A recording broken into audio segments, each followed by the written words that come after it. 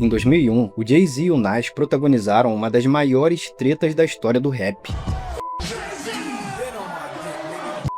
You want to really get at me, or you want to get at somebody on that level. If I was to get at somebody on that level, I got to make sure I come with the best, my best. Se perguntar pra qualquer fã de rap, a opinião vai ser unânime. Nas destruiu o Jay-Z. O cara ficou tão desorientado que resolveu ir ao vivo nas rádios pra pedir desculpas e dizer que estava recuando da treta. Hoje eu vou te contar a história por trás de Ether do Nas. Eu sou o Guilherme e você está no Decifra Hits.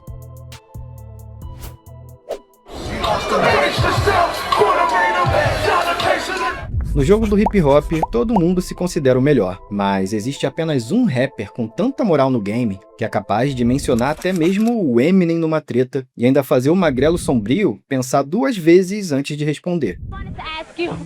How did you feel about the remark that Nas made about the song that you made with Jay-Z and Ether? That Nas made? Yes, in Ether. Oh. My name's Bennett and I'm not in it. Mas e se eu te disser que, em 2001, o Jay-Z teve a audácia de atacar justamente esse cara?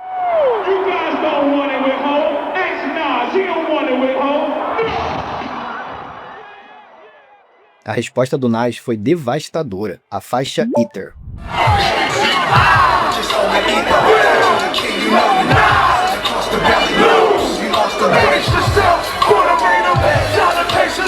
E ele realmente provou. Then I dropped the Ether napalm bomb and the whole crew is running like roaches, and now you got this station over there crying because he lost. Unanimous decision, he lost.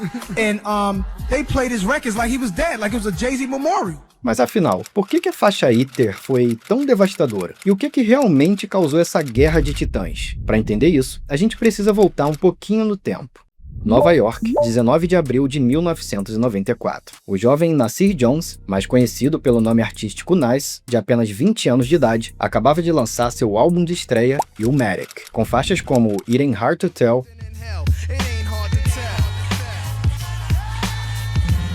If I Rule the World e New York State of Mind, que inclusive a gente já decifrou na área de membros do canal. O álbum apresentou o Nas como um novo tipo de MC, um rapper que veio das ruas, mas que tinha um vocabulário digno de um professor de Harvard. A habilidade do Nas em escrever letras com histórias profundas, diálogos realistas e rimas de altíssima complexidade virou o mundo do hip hop de cabeça para baixo. Na época, ninguém sabia que era possível alguém colocar poesias tão inteligentes assim numa letra de rap. O resultado disso foi que o Illmatic passou a ser considerado por muitos, e ainda é até hoje, um dos melhores álbuns de rap da história. E o Nas, ainda jovem, passou a ser reconhecido como um dos MCs mais habilidosos e competitivos de Nova York. Mas manter esse trono não seria nada fácil. Em pouco tempo, a disputa ficaria cada vez mais acirrada. Apenas 5 meses depois do Illmatic, no dia 13 de setembro de 1994, o rapper The Notorious B.I.G., então com 22 anos, também lançava o seu álbum de estreia, Ready to Die, com hits como Juicy e Big Poppa. O álbum roubou os holofotes que até então estavam no Nas, e em julho de 95, a The Source, uma das revistas mais importantes do hip hop, coroou o The Notorious B.I.G. como o rei de Nova York, um título o qual Big ostentava com muito orgulho. Mas independente do sucesso comercial, o Nas sentia que o álbum de estreia dele era muito melhor e resolveu defender o seu trono no seu segundo álbum de estúdio, It Was Written, de 1996. Na faixa The Message, ele mandou indiretas pro Big, dizendo: "Vou deixar que vocês saibam de uma coisa, só há uma vida, um amor, então só pode haver um rei." Ainda em 96, chegava a hora de mais um novo MC de Nova York estrear na cena, Jay-Z. A princípio, o Jay-Z não parecia se importar com a competição pelo trono e queria mesmo jogar a carta da boa vizinhança com os rappers da cidade. Para isso, ele fez questão de convidar vários rappers, pequenos e grandes, que ele admirava, para participar de faixas do seu álbum de estreia, Reasonable Doubt. Exemplos disso são as faixas Can't Knock the Hustle, com Mary J. Blige, e Brooklyn's Finest, com The Notorious B.I.G. Aliás, foi durante a gravação dessa música que o Jay-Z conheceu o Big. A partir daí, deixou de ser apenas um fã e se tornou um grande amigo dele. Mas havia outro rapper que o Jay-Z admirava bastante e também queria muito no seu álbum, o Nas. A ideia do Jay-Z era de que o Nas participasse da sua faixa Dead Presidents, porém, Nas recusou o convite. Em seguida, o Jay-Z perguntou se o Nas poderia ao menos aparecer no videoclipe da música, o que o Nas também recusou. Mesmo assim, o Jay-Z pegou um trecho de uma música do Nas, chamada The World Is Yours, e colocou o sample na versão final de Dead Presidents.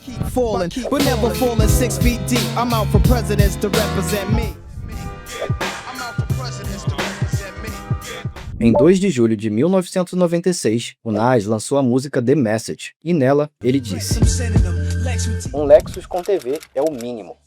Na época, o Lexus com TV era a marca registrada do Jay-Z. Era o carro que ele ostentava em vários clipes, inclusive na faixa Dead Presidents. A ideia do Nas era simplesmente dizer que ele queria obter tudo da melhor qualidade, do ótimo pra cima, mas o Jay-Z interpretou a linha como um ataque, como ele mesmo reconheceu nessa entrevista de 2026, ao comentar sobre a treta entre o Kendrick Lamar e o Drake, que aliás, a gente também já explicou aqui no canal. I think this has been brewing, just like me and Nas was brewing. Yeah. It didn't happen at the Summer Jam. That happened at Lexington TV sets, the minimum, whatever. It was a whole bunch of stuff leading up to that point. No final de 1996, o Jay-Z conheceu a então namorada de Nas, Carmen Bryan, numa festa em Nova York. Na época, a Carmen e o Nas já tinham uma filha de 2 anos de idade e estavam juntos há 4 anos. Jay-Z sabia disso. Carmen tinha acabado de brigar com o Nas e, como vingança, resolveu ficar com Jay-Z. O caso entre os dois durou bastante tempo, tanto que ela chegou a engravidar do Jay-Z enquanto ainda estava com Nas, mas acabou perdendo o bebê. Na época, ninguém mais sabia disso, mas com o passar dos anos, a verdade foi vindo à tona. Numa entrevista em 2017, a própria Carmen chegou a confessar tudo em detalhes. I met Jay-Z right after he dropped Reasonable Doubt. And then I met him through a friend at a party. And the next day, Nas and I got into like some big fight, and he pissed me off. And so I just said, let me call Jay-Z. Em 9 de março de 1997, o lendário The Notorious B.I.G. veio a falecer, e no dia 4 de novembro, apenas 8 meses depois da morte do Big, o Jay-Z lançou a canção City Is Mine, A Cidade é Minha. Só pelo título já dá pra saber o que ele tava querendo dizer, né? Numa das linhas, o Jay-Z canta: "Eu sou o foco, assim como o Big no seu auge. E deixa abaixo, hein? Mas a cidade é minha." O Nas achou isso uma tremenda falta de respeito. E pior que foi mesmo, cara. Pra um cara que se dizia amigo. Ele nem esperou o corpo do Big esfriar e já tava lá clamando o trono pra ele. Em 1999, o Nas lançou seu terceiro álbum, I Am, e na faixa We Will Survive, ele manda indiretas pro Jay-Z enquanto homenageia o Big, dizendo: "Era divertido fazer músicas pra ver sua resposta, mas agora não há mais competição. E esses caras estão errados de usar o seu nome em vão e ainda clamam ser o rei de Nova York? Não é essa a questão." Em 2000, Jay-Z responde com um golpe baixíssimo. Na faixa Is That Your Chick, do rapper Memphis Bleek, Jay-Z manda indiretas pro Nas, dizendo: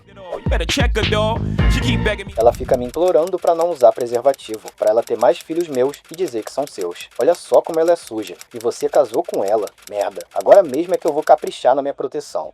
E lembra que nessa época ninguém sabia desse caso ainda, hein? Ou seja, o Jay-Z não se importava se ninguém ia entender a linha, desde que o Nas entendesse e fosse atingido bem no íntimo. No dia 21 de novembro de 2000, Nas se juntou com a dupla Mobb Deep e mais 6 outros rappers e lançou a faixa The Bridge 2001. Nela, o Nas manda indiretas não só pro Jay-Z, mas também para toda a sua equipe, Rockefeller, dizendo: "Vou quebrar sua mandíbula, seu time inteiro vai acabar no caixão, sua mina, seu mano, seu tenente, seu patrão, todos serão encontrados." Apesar do clima estar esquentando, até o final do ano 2000, toda essa treta seguia apenas nas indiretas, nos ataques subliminares. Mas tudo isso mudaria no ano seguinte, 28 de junho de 2001. Nessa data, acontecia o Hot 97 Summer Jam. Esse era um dos maiores eventos de hip-hop dos Estados Unidos. Promovido pela rádio Hot 97, o Summer Jam era como se fosse o Super Bowl do rap na época. Naquela edição, o Jay-Z não só foi o artista principal, mas também conseguiu trazer o maior artista de todos os tempos, Michael Jackson, para participar do show. Isso mostra o poder que o Jay-Z já tinha alcançado na indústria já em 2001. No entanto, não foi esse o acontecimento mais memorável daquela noite. Bem no comecinho do show, Jay-Z apresentou pela primeira vez a sua nova música chamada Take Over. A canção ainda estava incompleta, mas as poucas linhas que ele tinha prontas já foram suficientes para causar um caos no mundo do hip hop. Primeiro, ele começou atacando a dupla Mobb Deep, mais especificamente o Prodigy, chamando ele de bailarina enquanto exibia no telão uma foto que a avó do Prodigy tirou dele com 13 anos de idade, vestido como Michael Jackson. I don't care if you Mobb Deep. I hold triggers the crew. You little fuck, I got money stacks bigger than you. When I was pushing weight back in '88, you was a ballerina. I got the picture, I seen you.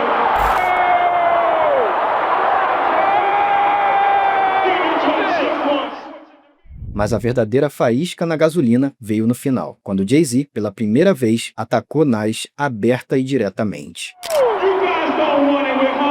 Ask Nas, he don't want it with Ho. Foi aí que o público soube oficialmente que o Jay-Z e o Nas tinham problemas um com o outro. Mas, como eu disse, essa não era a versão final da música Take Over. O terceiro verso, que era diretamente contra Nas, ainda não estava escrito. O Jay-Z estava basicamente jogando uma isca para ver se o Nas morderia. E o Nas fez exatamente isso. Um mês depois, no dia 1º de agosto de 2001, o Nas foi até a rádio Hot 97 e lançou um freestyle pesado, onde ele atacava não só vários membros da Rockefeller, mas também o próprio Jay-Z.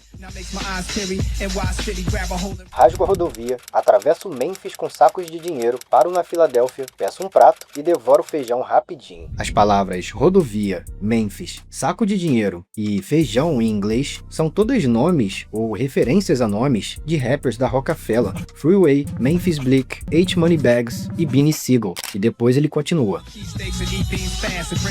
Eu trago o topo de volta e removo o falso rei de Nova York. Você se exibe e eu ganho grana quando você usa samples da minha voz. Jay-Z usou samples da voz do Nas em várias músicas, não só em Dead Presidents, mas também em canções como Rap Game, Crack Game, que usam um sample de Represent.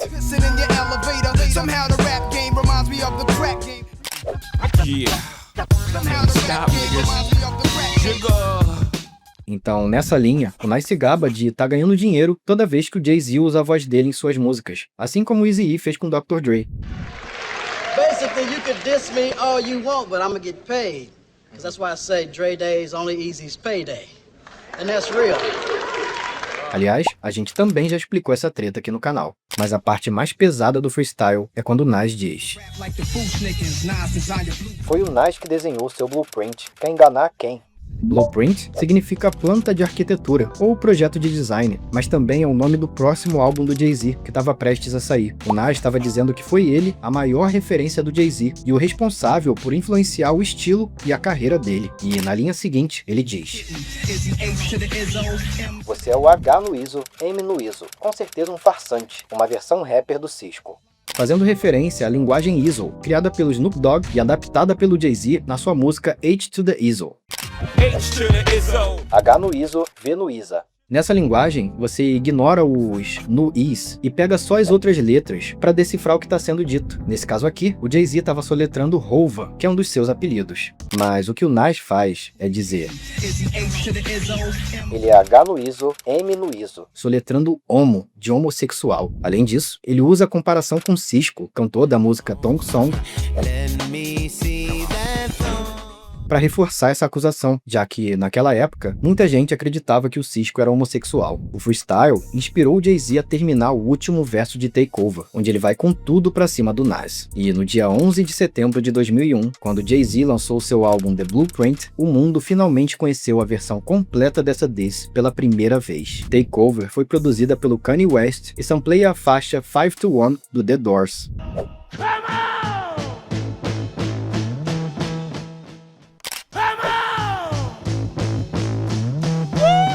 Nessa diss track, o Jay-Z zomba da discografia do Nas, dizendo: 4 álbuns em 10 anos, mano? Vamos fazer as contas. Isso dá um a cada... Vejamos, 2 dos seus álbuns eram ok, o outro foi péssimo e só um foi o Illmatic. Isso dá uma média de um álbum bom a cada 10 anos, o que é muito ridículo. Os álbuns ok que o Jay-Z se referia eram It Was Written, de 1996, e I Am, de 99, que apesar de terem ido bem nas vendas, não foram tão aclamados quanto o primeiro disco. E o álbum péssimo é uma referência ao Nostradamus, de 99, que foi considerado por muitos como o disco mais fraco do Nas na época. Em Takeover, o Jay-Z também afirma que sampleou a voz de Nas para usá-la de forma mais inteligente. Então sim, eu sampleei sua voz. Você estava usando ela errado. Você fez um verso de sucesso e eu fiz uma música de sucesso. E no final, o Jay-Z decide fazer uma ameaça. Se o Nas respondesse, o Jay-Z revelaria segredos obscuros sobre ele. Hoje a gente já sabe que era sobre o fato do Jay-Z ter dormido com a namorada do Nas, mas na época, essa ameaça foi o que incendiou a treta e deixou muita gente na expectativa de descobrir o que estava por vir. Você vai aprender a respeitar o rei. Não queira ser o próximo a aparecer naquela tela do Summer Jam, porque você sabe quem fez você sabe o que com você sabe quem. Mas vamos manter isso entre eu e você por enquanto. Mas o Nas não se intimidou, e no dia 4 de dezembro de 2001, aniversário do Jay-Z, o Nas solta a bomba nuclear, ITER.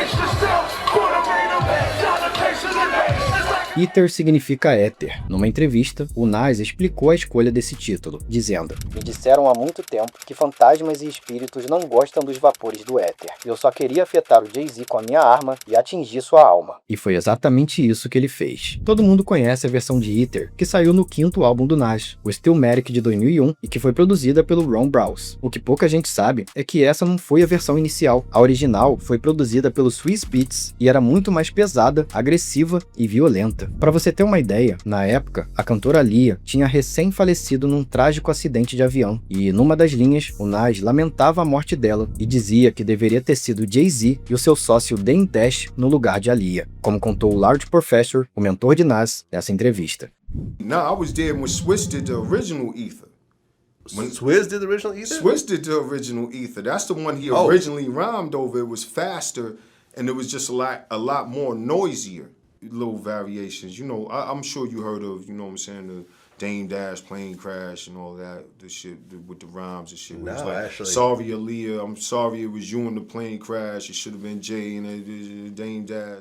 Infelizmente, não se tem muitos registros dessa primeira versão, e muito menos uma gravação, já que a gravadora do Nas na época, Columbia Records, achou a letra tão violenta que se recusou a produzir o álbum Stillmatic enquanto a faixa ITER tivesse naquele nível de agressividade. Se você já assistiu o nosso vídeo Decifrando In Da Club, vai perceber que esse comportamento na época fazia sentido para Columbia, que tinha recém-abandonado o contrato com 50 Cent depois dele levar 9 tiros. A gravadora ainda estava escaldada com tudo aquilo. Foi aí que o Nas enxugou a letra de ITER para que ela fosse aprovada para entrar no álbum Stillmatic, ou seja, a diss track que amassou o Jay-Z é uma versão suavizada, cara. Imagina se ele tivesse soltado a original, mas ao mudar as letras, o Nas sentia que a batida criada pelo Swizz Beatz já não se encaixava mais tão bem com as suas rimas. Agora ele precisava de algo mais denso e sombrio. E aí que entra em cena o Ron Browse, um produtor até então muito pouco conhecido. Na época, o Browse tinha produzido uma nova batida e estava buscando rappers para quem ele pudesse entregar. E, ironicamente, a primeira pessoa que ele tentou contato foi o Kiambo Joshua, agente do Jay-Z, mas eles não gostaram da batida. Foi justamente a equipe do Nas quem deu uma chance para Ron Browse, como ele contou numa entrevista. Na época, as pessoas diziam: "Cara, você não entra num álbum do Nas se não for um produtor famoso." Por acaso,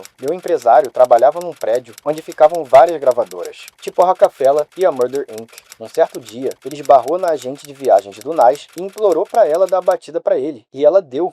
Browse não tinha nada a ver com aquela treta, ele só queria ganhar um dinheiro com o trabalho dele, e já disse que ficou surpreso quando descobriu que o Nas usaria o beat numa diss track tão pesada. Depois disso, recebi um telefonema dizendo: "Ei, o Nas quer que você vá ao estúdio ouvir o que ele fez." Então eu pensei: legal, beleza. Eu achei que eu ia ouvir uma música normal do Nas, eu não sabia que ia ser ITER. No estúdio, ele estava super calmo, era só ele e um engenheiro de som num ambiente tranquilo. Ele estava comendo frutas e disse: "Ei, toca essa música pra ele." Aí eu ouvi o Jay-Z, e eu fiquei tipo: nossa, eu fiz a batida, mas não fui eu que coloquei isso lá. A linha Jay-Z é na verdade um sample da voz do Tupac na música Fuck Friends de 1996.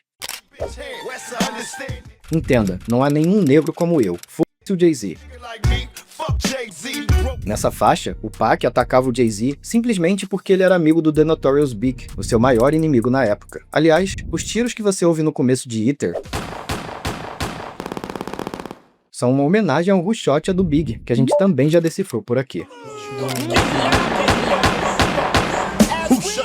Durante a faixa, o Nas interpola várias letras do Jay-Z para atacar ele com as suas próprias rimas, como quando ele diz: "Quem é o melhor, Pac, Nas ou Big? Não tem melhor." Essa é uma referência a Where I'm From, do Jay-Z, de 1997, onde ele lista os 3 melhores rappers na opinião dele: Big, ele próprio e até mesmo o Nas. E discutem o dia inteiro sobre quem é o melhor MC, Big, Jay-Z ou Nas. Mas na versão do Nas, ele troca o Jay-Z pelo Tupac, removendo ele do top 3. O próprio refrão do Ether é construído em torno da frase I will not lose, eu não vou perder, uma alusão à música You Don't Know, do Jay-Z.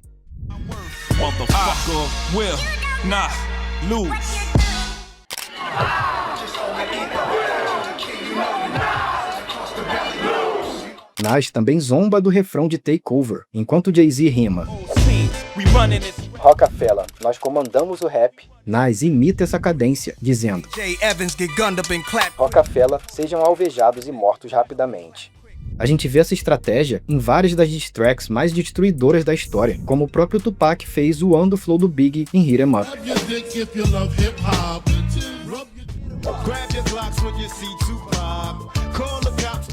Aliás, também já tem vídeo explicando essa treta aqui no canal.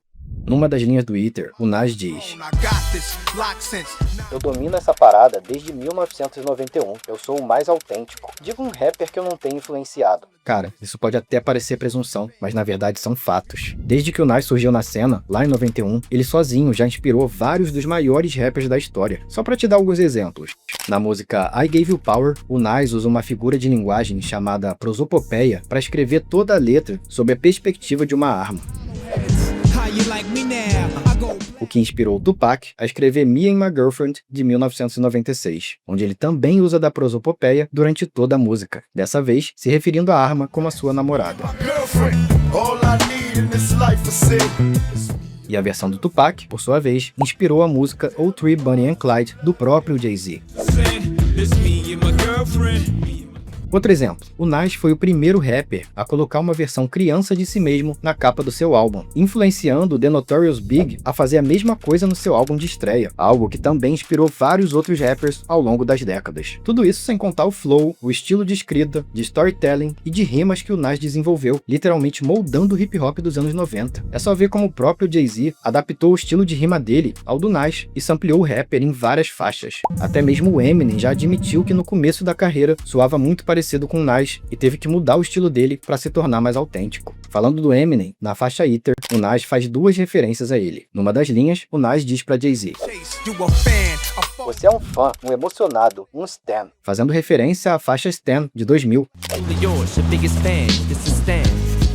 Nessa música, o Eminem conta a história de Stan, um fã obcecado que está disposto a cometer crimes horríveis só para conseguir encontrá-lo. Aliás, a gente também já decifrou essa faixa aqui no canal. Essa linha de Ether marcou a primeira vez que algum artista usou a palavra Stan como sinônimo para um fã obcecado. Depois disso, esse sentido passou a ser incorporado ao dialeto do hip hop e até acabou entrando no dicionário de Oxford em 2017. Tá aí mais uma prova do poder de influência do Nas. E a outra parte que o Nas menciona o Eminem em Ether é quando ele diz: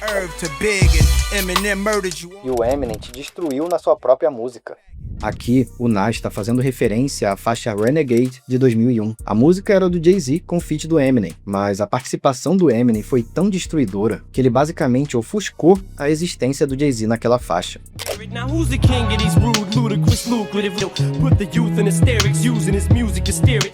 8 anos mais tarde, o próprio Jay-Z reconheceu o destaque do Eminem na sua música A Star Is Born, dizendo: o garoto branco floresceu depois que o Dr. Dre o chancelou. O flow dele em Renegade foi brabo demais, tenho que aplaudir.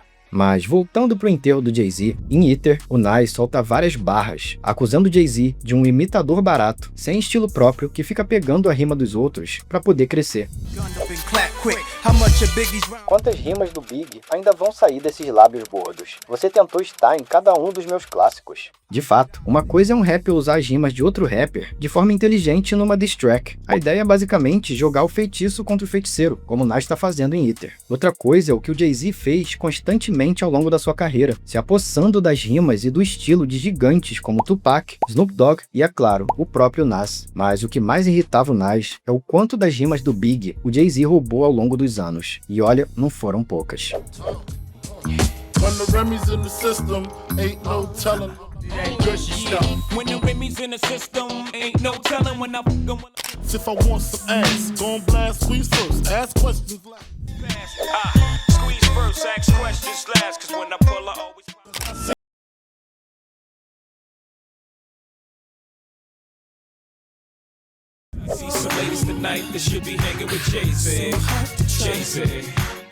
Tudo isso pra, no final, ainda se gabar de tomar o trono após a morte do Big, a quem o Jay-Z chamava de amigo. Por isso que, em Ether, o Nas também diz: primeiro o Big é seu parceiro, depois você tem a audácia de dizer que é melhor do que ele, porque não deixa o grande veterano em paz. Se não bastasse toda essa humilhação, Nas ainda tinha um golpe de misericórdia para dar no Jay-Z. Se no Summer Jam de 2001, o Jay-Z foi convocado para ser o artista principal, na edição de 2002, sabe quem foi o convocado? Pois é, o Nas. E olha, ele não teria pena. A ideia do Nas era simular um linchamento cruel do Jay-Z no palco, igual a gente fazia antigamente na hora de malhar o Judas, tá ligado? I was gonna actually crucify Jay at Hot 97 show. Mas a equipe da Hot 97 proibiu e o Nas se sentiu censurado. Ele percebeu que a Hot 97 tinha um certo favoritismo em relação ao Jay-Z, e depois disso, não quis mais participar do Summer Jam de 2002. De qualquer forma, a bomba nuclear do Ether ainda traria muito mais destruição na vida do Jay-Z. Como eu falei, o Nas lançou Ether no aniversário de 32 anos do Jay-Z, 4 de dezembro de 2001. Nesse dia, o Jay-Z e o sócio dele, Dame Dash, visitaram uma boate de Nova York e, chegando lá, adivinha qual música o DJ resolveu tocar? Pois é, justamente Ether. O rapper Raskaz estava com eles naquela noite e já contou como é que foi essa humilhação. Se liga só. They played Ether in the club and Jay was heated.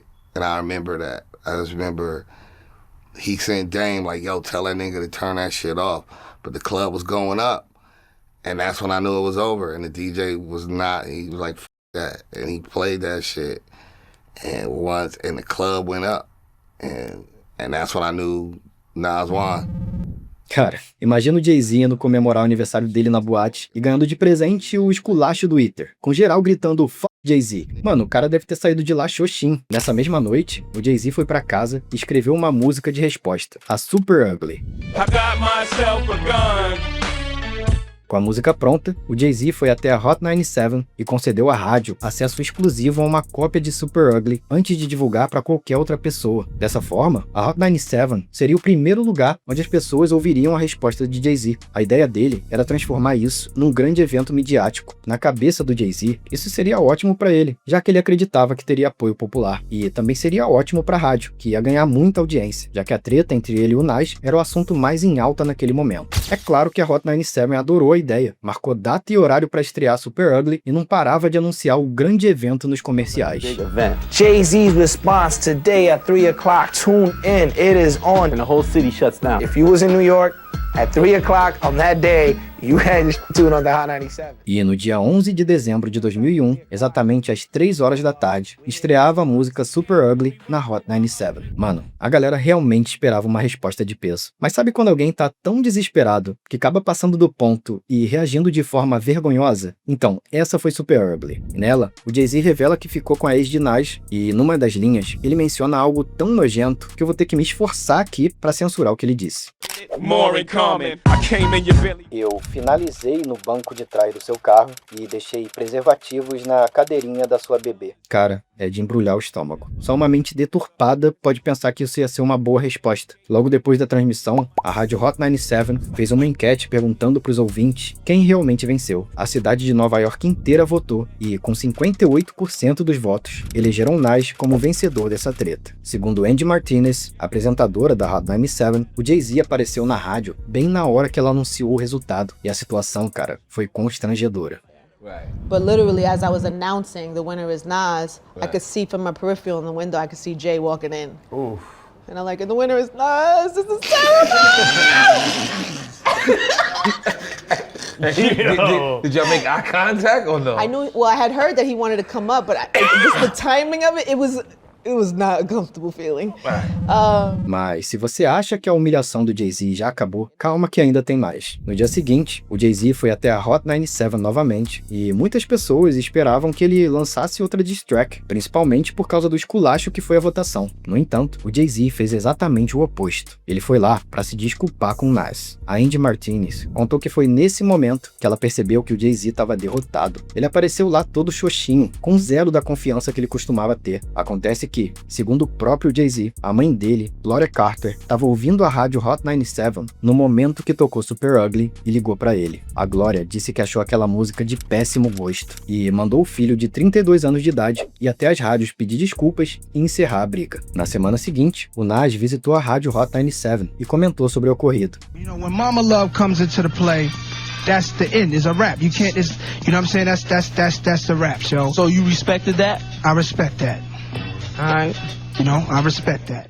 Nos anos seguintes, Jay-Z e Nas ainda chegaram a trocar algumas farpas, mas nada relevante. O fogo foi se extinguindo e a treta foi revelando o amadurecimento e um respeito mútuo entre eles. Então a gente avança para 27 de outubro de 2005. Nesse dia, Jay-Z foi o artista principal no festival Powerhouse da rádio Power 105, e durante o show, ele convidou o Nas para subir ao palco e se apresentar com ele. Os dois performaram Dead Presidents, do Jay-Z, e The World Is Yours, do Nas, e a plateia foi a loucura, porque ninguém nunca pensou que ia ver esses dois unidos. Depois disso, o Nas e o Jay-Z voltaram a colaborar em várias faixas ao longo dos anos, mostrando que a maturidade e o respeito são sempre o melhor caminho. Assim como tudo na carreira do Nas, a faixa Ether teve um impacto gigante na cultura do rap, tanto que o próprio título da música se tornou um verbo. Hoje, quando alguém é destruído, seja no hip hop ou em qualquer outra coisa da vida, as pessoas por lá dizem "You got ethered", você foi iterado. Mas o mais importante dessa treta foi mostrar que a sabedoria é a maior arma de um rapper. E quando a gente tá falando de sabedoria no rap, cara, Nas é basicamente o Albert Einstein dessa parada. Você não vai querer mexer com ele. Com apenas 16 anos de idade, o cara já escrevia músicas tão inteligentes que hoje ainda são estudadas por professores de Harvard. E com apenas 18 anos, o Nas já fazia canções tão impactantes que futuramente seriam incluídas na biblioteca do Congresso Nacional devido à sua importância. A mais famosa dessas canções é a sua clássica New York State of Mind, que a gente já decifrou linha por linha na área VIP do canal. Para assistir, é só clicar no vídeo que vai aparecer aqui do lado e se tornar um membro do Decifra Hits. Muito obrigado pela companhia e te espero por lá. O Nas ficava murmurando para si mesmo, na frente do microfone, como se estivesse formatando o flow que ele ia usar em cima da batida. Assim que a letra estava pronta, o Nas falou pro Premiere para começar a gravação e disse que queria começar o seu verso assim que o piano entrasse. Premiere deu start no gravador e a fita começou a rolar.